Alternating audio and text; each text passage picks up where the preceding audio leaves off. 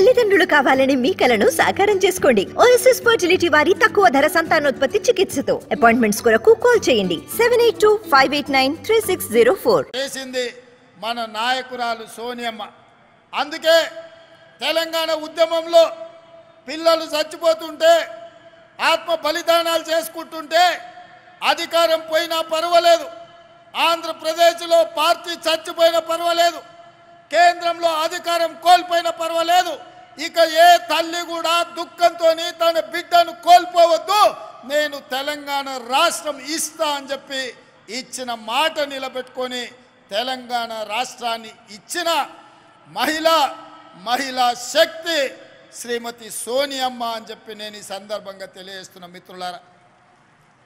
ఇవాళ మా అక్కలకు, మా చెల్లెళ్లకు, మా పెద్దమ్మలకు, మా అమ్మలకు నేను గుర్తు చేయదలుచుకున్నా, కాంగ్రెస్ పార్టీ అంటే ఇందిరమ్మ, కాంగ్రెస్ పార్టీ అంటే సోనియమ్మ, కాంగ్రెస్ పార్టీ అంటే ప్రియాంక గాంధీ. మరి ఇవాళ కాంగ్రెస్ పార్టీని నడుపుతున్నదే మహిళా శక్తి, మన నాయకురాళ్ళు ఒక మహిళా నాయకత్వంలో మేము పని చేస్తున్నాము అంటే మేము గర్వంగా గొప్పగా చెప్పుకుంటున్నాం మా నాయకురాలు సోనియా గాంధీ అని. అందుకే వచ్చిన తెలంగాణ రాష్ట్రంలో 10 సంవత్సరాలు ఏ ఆడబిడ్డను పట్టించుకోలే, ఏ ఆడబిడ్డను కలవలే, ఆనాటి ముఖ్యమంత్రి ఆడబిడ్డలు ఎట్లున్నారని అడగలే, మహాలక్ష్మి గ్రూపుల పరిస్థితి చూడలే, మీకు పావులా వడ్డీ ఇయ్యలేదు, సున్నాకు వడ్డీ గురించి మాట్లాడలేదు, మీ సంఘాలను దివాలా దీపించి మీ ఉసురు తలిగింది కాబట్టే ఇవాళ ఉద్యోగం ఊడిపోయి ఫామ్ హౌస్లో వండుకున్నాడు. వెనకటికి మన పెద్దలు చెప్పిండ్రు, ఆడబిడ్డ కన్నీరు పెట్టొద్దు, ఏ ఇంట్లో ఆడబిడ్డ కన్నీళ్లు పెట్టదో ఆ కన్నీళ్లు ఊరికే పోవు, తప్పకుండా బలి తీసుకుంటాయని.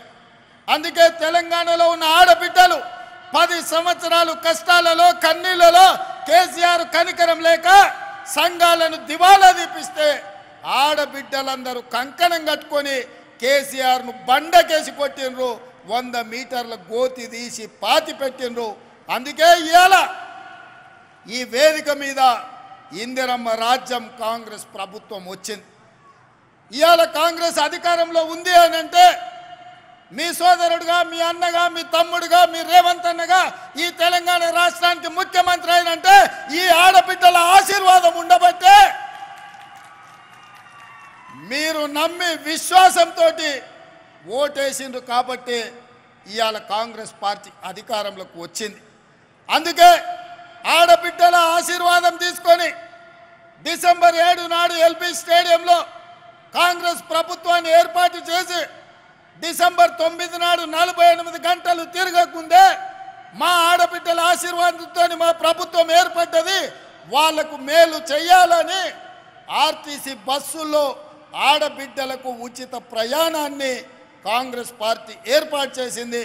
మా మంత్రివర్యులు పొన్నం ప్రభాకర్ గారి నేతృత్వంలో ఈ 92 రోజుల్లో 25 కోట్ల మంది ఆడబిడ్డలు బస్సుల్లో ఉచిత ప్రయాణం చేసి, అది భద్రాచలం రాములవారి గుడి కావచ్చు, సమ్మక్క సారలమ్మ దైవ దర్శనం కావచ్చు, యాదగిరిగుట్ట లక్ష్మీ నరసింహస్వామి కావచ్చు, అలంపూర్లో జోగులాంబ దర్శనం కావచ్చు, అదే కాదు ఇంటి ఆయన అప్పుడో ఇప్పుడో కోపం చేస్తే చెప్పా పెట్టకుండా అమ్మగారి ఇంటికి వణిక కావచ్చు, ఈ ఆర్టీసీ బస్సులో మా అక్కలు మా చెల్లెళ్ళు ప్రయాణం చేశారు.